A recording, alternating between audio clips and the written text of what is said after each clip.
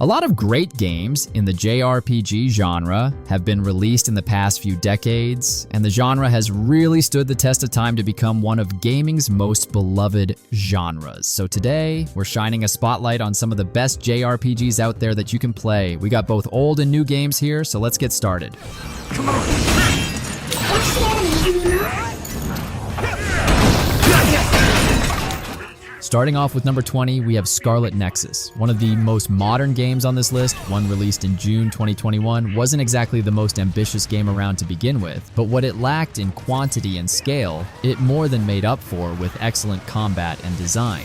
Next-gen anime action game by Bandai Namco takes place in an alternate universe where humans have developed these extrasensory abilities. It's kind of hard to explain what makes this game so interesting with its quirkiness and its cool world, but really it's the satisfying gameplay, specifically its combat. The protagonists you play as either easy-to-use Yuito or the harder-to-master psychic Kasane, and you're fighting these weird and cool monster things that have like plants and barbed wire all over them. The story and pacing can be a little stop and go, but the gameplay really makes up for it all. Also, I know the story nails some people, but other people not so much. I'm one of those people where the story didn't really hit me as hard as other people, but still it was just a fun world to dip into. Sometimes some of these game stories can take themselves way too seriously, and this is one of them, but at the end of the day, you're smacking weird monsters all over the screen with your sword, or hurting enemies with a combination of jumping off objects, calling in inevitable allies, and hurling gigantic objects like buses and trains at them. The combat here can be really creative, and it's what makes this one, we think, an instant classic. Next over at number 19, we have Valkyria Chronicles 4. If you're looking for a JRPG with memorable characters, creative combat, and a unique art style, you really can't go wrong with this one. The third game in the franchise might remain locked in the dungeon of Japan-only releases, but Sega went all out delivering an amazing experience, whether you played it on last-gen consoles, PC, or on the Nintendo Switch. The gameplay here is really what sets Valkyria Chronicles 4 apart. It's kind of like a tactics game, only you're on the ground with the troops, moving them around like little toy soldiers, real time. It sort of puts you directly in control of your little squad of heroes as you battle an army with better tech, more people, and a really determined vibe to take you out, to say the least. You'll fight across a ton of different locations using tanks and infantry. That being said, or despite the interesting world and the interesting concept, the story might not hit as hard for some people. It can be a little uneven and herky-jerky, but still, it's undeniable. A cool world with cool lore to dive into. I mean, it's very anime-ish, but it's still like a war story. But really, if you're into like some offbeat gameplay, anime mixed with like dominant war drama, like, I don't know, this series, all three of them have always kind of reminded me of like a weird little amalgamation of things. But it's a really fun series to dip into, and you got a sweet tactical artillery tank of doom.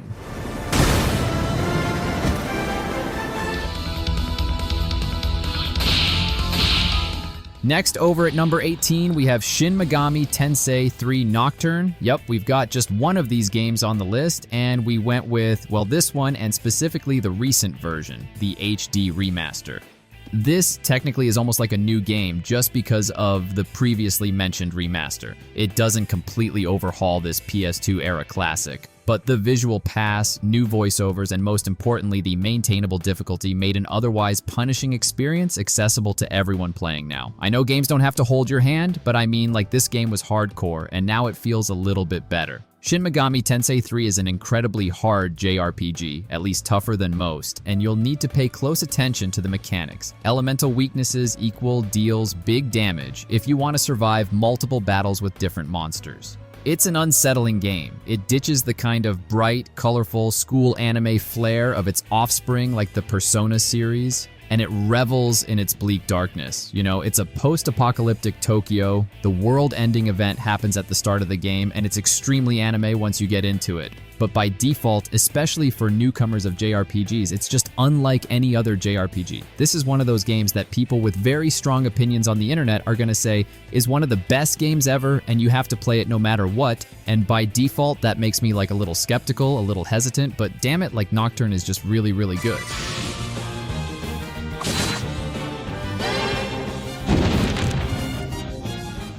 Now, at number 17, we have Bravely Default Flying Fairy. This one was a surprise release back in 2012, and its success really showed that JRPG fans were eager for more classic-inspired Final Fantasy-style games. Bravely Default plays like an old-fashioned Final Fantasy game, but this one ditches the Final Fantasy branding, names, and everything, but still provides that same satisfying sense of adventuring with your small party of weirdos. It's got amazing music, a really good in-depth job system, and battle mechanics that give it a much-needed twist on the classic systems. You know, this stuff, at a glance, sometimes can feel a little bit old and stale, but this one, if you're a veteran, it has something new and fresh for you. If you haven't played a lot of these types of games, well, it's gonna seem new and fresh to you anyway. The story is compelling at least until about the halfway point where the game asks if you'll remember the steps from before a little too much. Like, it does fall apart in the late game, but you'll know what I'm talking about when you get there.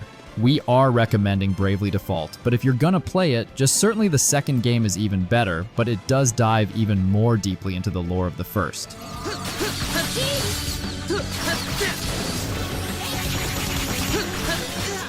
Over at number 16, we have Star Ocean: The Second Story R. And I think this is actually the most modern game on this list because this remake, it's a full remake of the Star Ocean classic that launched in the 90s. It kind of sanded down all the rough edges, gave it a beautiful new 2.5D style presentation, and just made it into a legitimately great, casual, pick-up-and-play JRPG for anyone now. It's one of those games where back in the day, mid-90s, it felt really, really ambitious, but now this remake really does hold it up. This remake has all the bells and whistles, quality of life changes, things like that, 2 parallel stories with different protagonists, some pretty cutting-edge real-time combat for its time, and a killer soundtrack. All of that holds up even better today, and some of the dated old stuff has been slotted out. A lot of that is due to the incredibly expressive sprites, and that also helps what makes the combat even more engaging, this Star Ocean looking stuff. The story is kind of like a middling space opera sword and sorcery affair. Again, sometimes, depending on who you are, it can try almost too hard, but by RPG standards, it's just good, new school JRPG. The way people who love classic JRPGs try to get new school, new releases people into old school JRPGs, this is it. Coming in next at number 15, we have Triangle Strategy. This one feels, depending on how old you are, like in the spirit of the games like Final Fantasy Tactics and Tactics Ogre, and you folks know me, I was dying for a solid revival in this series. Triangle Strategy kind of scratches an itch, and while this isn't those classic games, not quite, and not quite like the Square Enix aesthetic of that style, Triangle Strategy is just a really solid gem in the JRPG genre on its own. You'll have to get over the odd name, of course, but once you get past it, you'll find a JRPG with a story that is surprisingly compelling, a dire world with complex political implications, and it actually feels almost mature and bold for a lot of these types of games. There's not a lot like this out there, at least not as good. With a slew of dialogue choices that often have these big impacts on your story, your characters, and the world around you, it's kind of addicting, especially like how much you can personalize it all. You'll have to sit through a ton of extra long cutscenes and stuff, I'm saying it up front. But when you get to the tactical battles, the systems and the payoff are really good. It's kind of addictive, it's engaging, and the battles are designed to actually use your brain and think a bit. Now also, the game's solid style presentation can be surprisingly cinematic, sometimes deliberately placed, even with these things like sprite-based characters and stuff like 16-bit. It's a pretty special game, to be honest. Again, full disclosure, my grumpy old gamer ass, it's no Final Fantasy Tactics or Tactics Ogre, but it was a very surprisingly pleasant little game that popped up in 2022 that you'll absolutely love off of some really good ideas.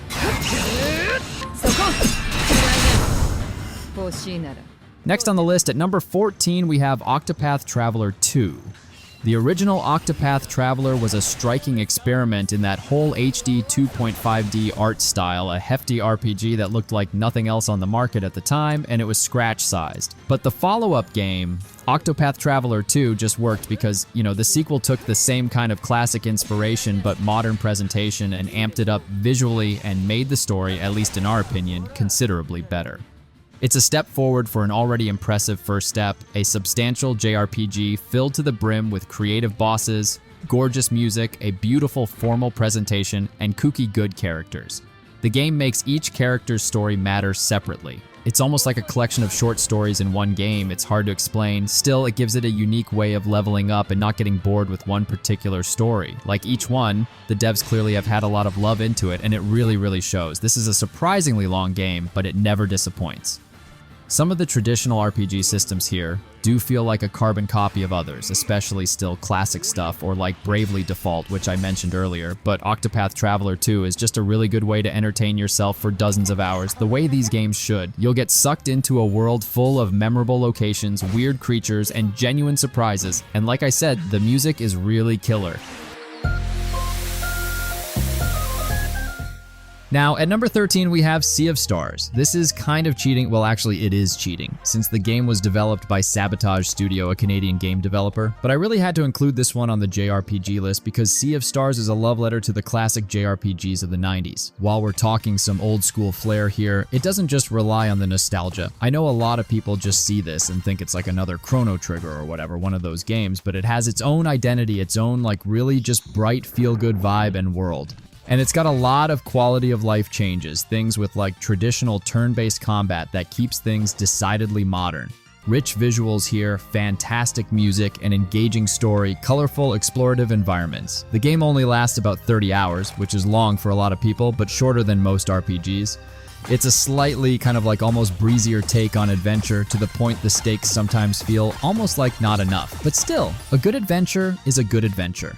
The story here won't melt your brains, but if you're looking for a new RPG adventure that looks and feels refreshingly like an old one, but still distinct, this is the game for you. I know a lot of people that played this game and got like really addicted to it to the point where they were mostly skeptical of this game beforehand.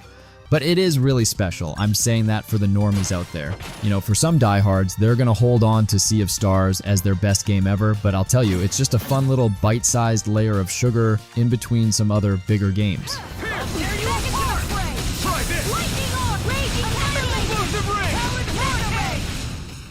Now at number 12, we have Tales of Arise. This is a 2021 action RPG that is the culmination of one of the genre's most long-running and beloved unappreciated series. The Tales series always had a spark of magic in every release, but Tales of Arise managed to finally pin down what made those previous games unique in like one really stellar-paced package. Plenty of these games have great stories and great companions, but Arise, in our opinion, really stands out for its cast of characters. 6 highly detailed and, of course, troubled anime folks that can all feel cliched in the beginning, but as you play them, and you can play all of them, they blossom into some of the most unforgettable characters in the series.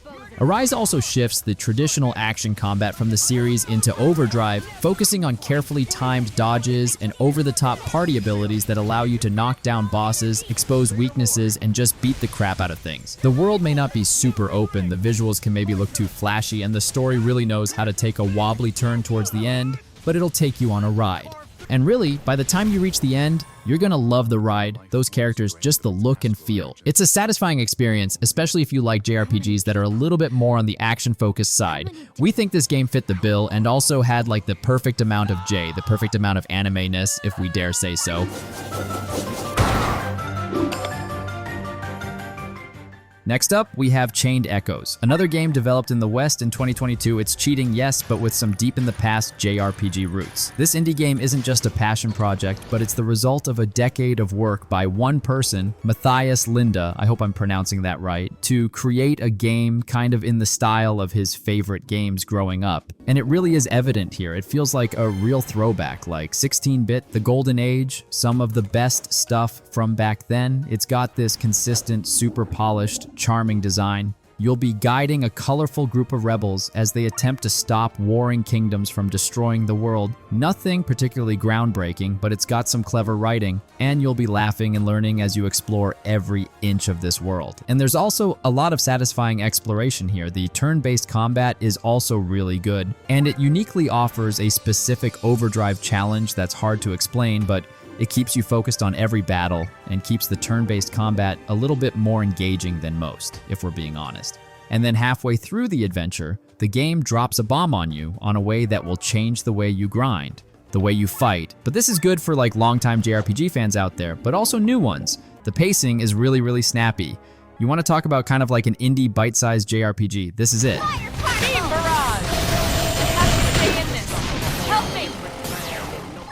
Next, at number 10, we have Xenoblade Chronicles X, specifically Definitive Edition. This one is one of the OG Nintendo Wii games here that breathes some serious life into the JRPG genre in an interesting way, this one being one of them, and this is the latest version, a port on the Switch, which kind of brings the original classic Xenoblade and all its amazing world settings, battle systems, exciting music, and epic stories, you know, all the traditional cool JRPG stuff into some of the modern Switch flexibility. And it's also a bit of a graphical upgrade here. You'll be dropped into a massive world full of serial monsters, sprawling fields, and a genuinely captivating story when you start playing Xenoblade, seriously, if you're not too familiar with it. It's also heavily inspired by stuff like, you know, Xenogears, and even it feels like with the party and the systems, almost like Final Fantasy VII, you know, like you're just picking up cool, unique characters, and it just feels like a classic series. The charm of Xenoblade shines here through the voice acting, the kinetic, real-time combat specifically that just allows you to actually move around during attacks, and it just has a pacing and a style unlike a lot of other traditional ones out there. It does a really great job of making a really cool world that feels alive. And if you're a little burned out on anime, I mean, this is really anime, but it's also built inherently into the world itself, and the game just feels classic, you know, like it has that flavor, an interesting world, and you want to understand and delve deeper into it the more you play it.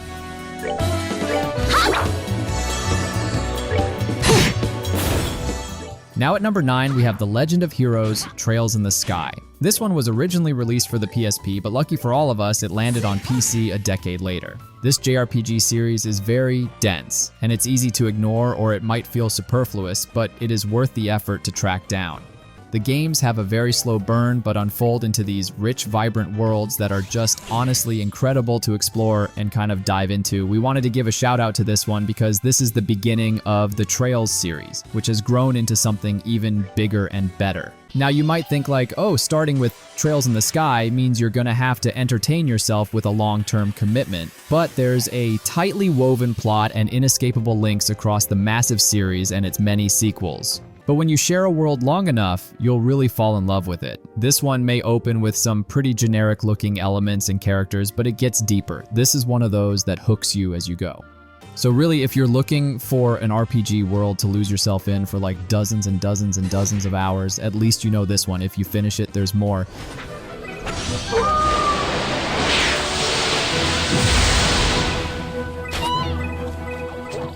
Next, at number 8, we have Ni no Kuni: Wrath of the White Witch. Yeah, talk about charm. I mean, the RPG from pretty much a dream come true for any Studio Ghibli fan out there. A game that is not only with mechanics created by Level 5, but it's gifted with an absolutely beautiful animation that is from the Ghibli studio. It's not just like the same style, it's straight up stuff from them. And the results are really fun, they're just lovely. This heartwarming RPG stars Oliver, a young boy who enters the magical world to kind of help a friend. It's pretty simplistic stuff, but it sells it through its art, its charm, its world, and its characters. I mean, both of which, like the main character and the world, are absolutely beautiful. The music is also really good, and the music is also classic Ghibli, coming from the composer Joe Hisaishi, the guy who did like Castle in the Sky, stuff like that. Everything here just pulls on the nostalgic heartstrings, I do have to say. Everything here pulls on the nostalgic heartstrings, even though this is a slightly newer game. Now, the combat system is the one thing that's probably gonna bug some people. It's pseudo real time, and the hit or miss monster collecting mechanics that are there just might not be for everyone. If you're not sold on it a couple of hours in, it might not ever click with you, and the combat is the thing that's worth mentioning here just because, I mean, the game is beautiful and perfect and Ghibli on the outside, but the combat is the thing that's going to keep you busy when it really comes to the video game. But really, if you stick with it, you can get used to the combat just because it's got that Ghibli flair, man. That whimsical adventure, heartwarming tone. Ni no Kuni really does feel magical to play through.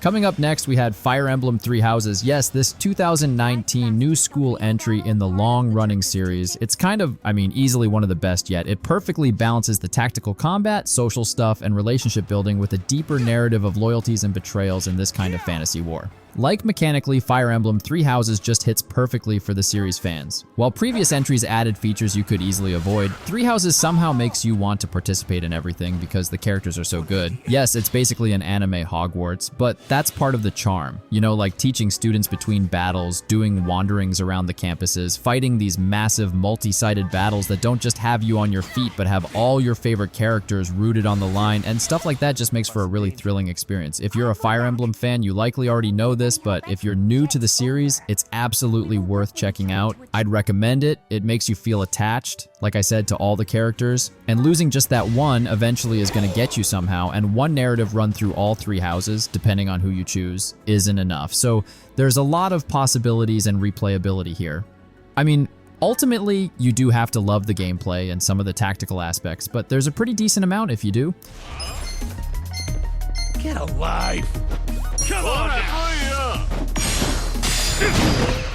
Now, at number 6, we have Yakuza, Like a Dragon. This is a reinvention of the Yakuza series, and it was kind of a risky endeavor, and it's rare that any game attempts to change the core gameplay mechanics about 6 games into its life when it was already successful. This is a big turn to a totally different tonal shift, and it wowed, I think, if I dare to say, all of us when it came out in 2020. Like a Dragon replaces that brawling action game gameplay of the Yakuza series with turn-based RPG combat wrapped in like a story that's just as absurd and kind of crazy as the real-world Sega, as the latest protagonist, Ichiban Kasuga, imagines that he's in like this perennial video game battle. It's like this big tribute to the Dragon Quest games, and it only gets more absurd. You really need to play it to understand it. It'll hit different for everyone. You know, for old-school Yakuza fans, I think it could be a little jarring or possibly intimidating, especially if you're just showing up for the brawling, but you can just go in and just look at it like the next kind of step for this long-running series. The vast variety of goofy side missions, the powerful kind of near-the-end story, all that really just feels on brand for Yakuza.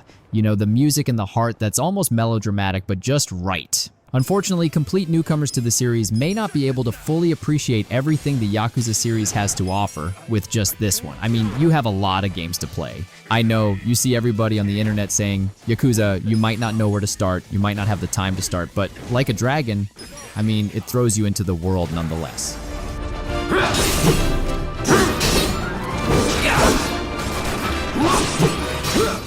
Next up, we have the Final Fantasy VII Remake. It could have easily taken the easy route and just remastered the original game, redid some assets, called it a new day for a new system, but instead Square Enix did something different, and it was pretty bold in our opinion, and I think we really like it.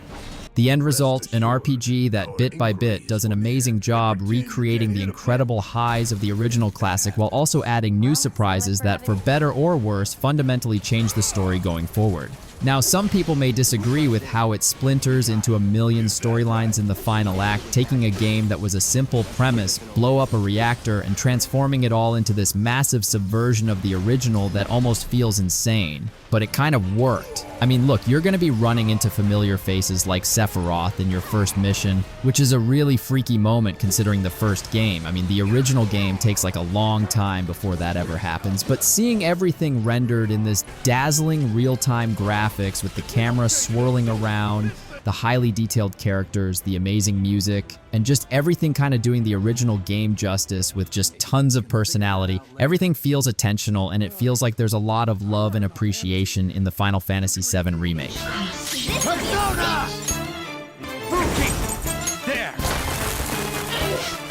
Next, at number 4, Persona 5 Royal. This is, at least in my opinion, one of the best JRPGs ever made. Yeah, it takes about a dozen hours or so before it really kicks into high gear, but few games in this genre have delivered something so stylish, so considered, and perfectly executed. I know some people say it is very, very anime, it's almost too perfect, but it's hard to deny. You know, it's got a grand Tokyo adventure, a group of misfit kids who can travel secretly into the desires and dreams of people and change them. Persona 5 Royal is actually an upgraded version of the original Persona 5. It's taking the 100-hour story and adding more to a game that feels just endless and really hard to stop playing. It's crazy, it's hypnotic, I can't really get enough of it, and I know a lot of people do too. And like I said, plenty of gamers out there have put hundreds of hours into multiple runs of this. It's probably like one of the most stylishly good-looking games on this entire list. You'll enter living worlds of like watercolor and ink and shifting perspectives, all to a really damn good, just absolutely perfect soundtrack, at least in my opinion. And then even like its menu sounds, like the sound design for the menus, the way everything looks, it just kind of pops. Persona 5 feels like a game that's alive more than so many other games, so for that we had to include it on this list. Whether you're playing the original release or Royal, essentially the sequel, it has a view of authority music style. Everything about it just kind of feels infectious, and the story is really good too.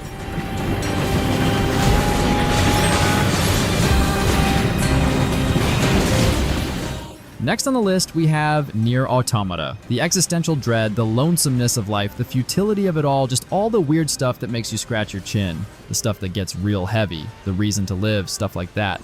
Combined with, like Android Different, a giant library dump of speculative fiction weirdness that all collides at once into this Japanese RPG experience that is unlike any other. You want to know what makes this game special? Well, you really have to experience it. Nier Automata is one of those RPGs that just feels like it shouldn't work, but it just works so well. One of the most acclaimed games of 2017, and I do want to say that it wasn't just normies that loved it, like people who normally don't play JRPGs were blown away by this, but so were JRPG people because of its really interesting storytelling. You'll need to complete the game 3 times before you see everything. It kind of works differently here, but the fast-paced action and undercurrent of sorrow kind of keeps you coming back. This is a game that is action-packed, it looks gorgeous, it's got a cool, eerie world, but it also feels like something you should discuss in art school. Look, it's not for everyone, but it's just damn special. An impactful story, a hacker-slashing, dark mechanical world, it is really cool. It's almost a game that you don't really... It's hard to describe all of its specifics because you do just need to jump in, but it's got a lot of deep themes underneath a fun gameplay experience.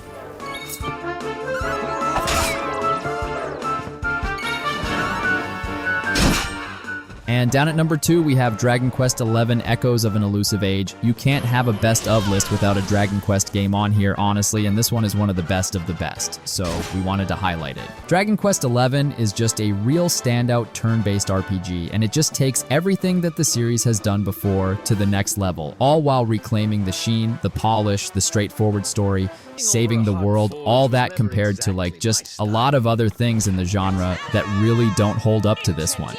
It's the culmination of all Dragon Quest games before it. It gives you a sense of nostalgiastic, just classic RPG, a very big-ass adventure, a world to travel around, to meet new friends, to go on adventures with, but also it's somehow really good to bring in new players. You'll want to delete the torches and burning pitchforks when you're hunting down slimes with a smile here. It's got a beautiful open world and charming characters, and if you're looking for an RPG that really does have everything, you want to play one game on this list, well, you know, we have like 2 or 3 options to really kind of pull up here, but we think Dragon Quest XI really is one of those. It also just kind of has a happy, cozy feel to it that a lot of other JRPGs don't have. Things will be fine. We won't lose this fight. But still.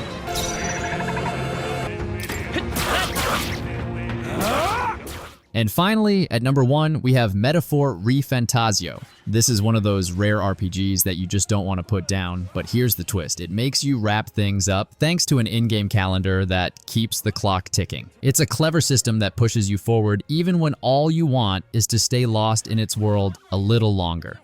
Made by Studio Zero, this game feels like the natural next step for fans of Persona and Shin Megami Tensei. I've had my eye on it ever since it was first revealed, and after sinking nearly 80+ hours into it, I can honestly say it went above and beyond what I hoped for. The journey is massive, the characters are easy to love, the story sticks with you, and even the villain is well done, more than just a bad guy for the sake of it.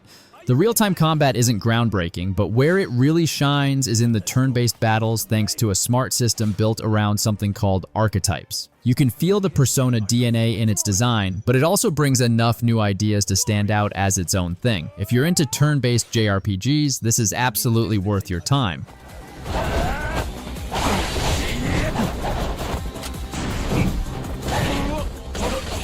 Now, we do have an honorable mention. Last but not least, we have Like a Dragon Pirate Yakuza in Hawaii. Another Yakuza game, and yeah, I know, a lot of people will freak out about this one. I'm fine. Starting over from scratch, there are too many games to talk about. We have way more than just 20. I just said Metaphor was the last one. Now we're going into this. But these are games you absolutely have to play. And I wanted to mention Pirate Yakuza in Hawaii. This is another wild entry in the Yakuza series, and you already know. It's kind of like one of those ones that if you know, you know. But this one is a spin-off that takes place after the events of Like a Dragon, Infinite Wealth. Basically, it's the Yakuza series' most pirate entry, really. ditching the waves of crime and gamblers and Yakuza warring factions in place of seafaring enemies, insane boss battles on the open waves, massive ship fights, and memeing a bunch of stuff in Hawaii.